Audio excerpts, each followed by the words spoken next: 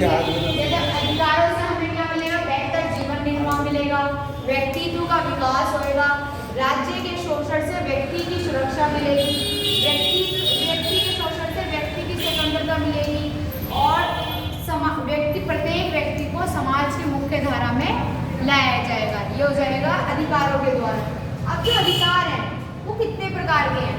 अधिकार प्राकृतिक अधिकार है, विधि अधिकार है, संवैधानिक अधिकार है और संवैधानिक अधिकार है, नैतिक अधिकार है, आर्थिक अधिकार है, ठीक है ना, राजनैतिक अधिकार है। हमारे कई तरीके के अधिकार होते हैं।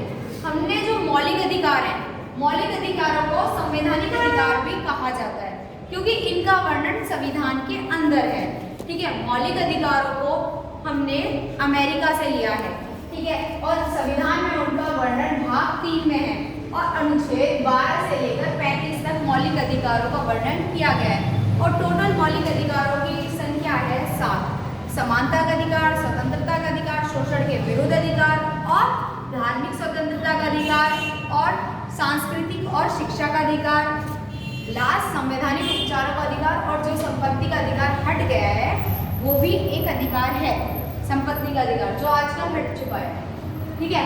प्राकृतिक अधिकार वे अधिकार होते हैं जो हमें जन्म के समय ही मिल जाते हैं, जैसे जीवन का अधिकार, जीवन जीने का अधिकार, संपत्ति का अधिकार और स्वतंत्रता का अधिकार। दूसरा है विधि अधिकार।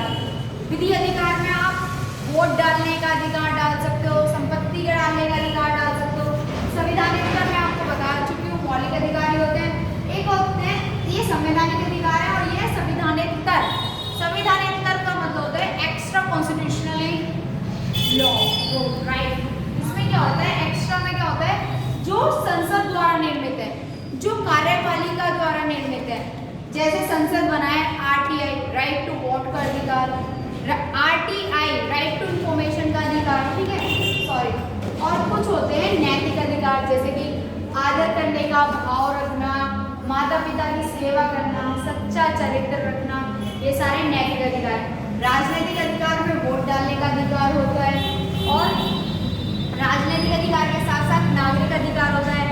देश में कहीं भी आने जाने की स्वतंत्रता, विचार और अभिव्यक्ति की स्वतंत्रता होती है। आर्थिक अधिकार में काम करने की अधिकार होता है, किसी भी जगह संपत्ति खरीदने का अधिकार होता है।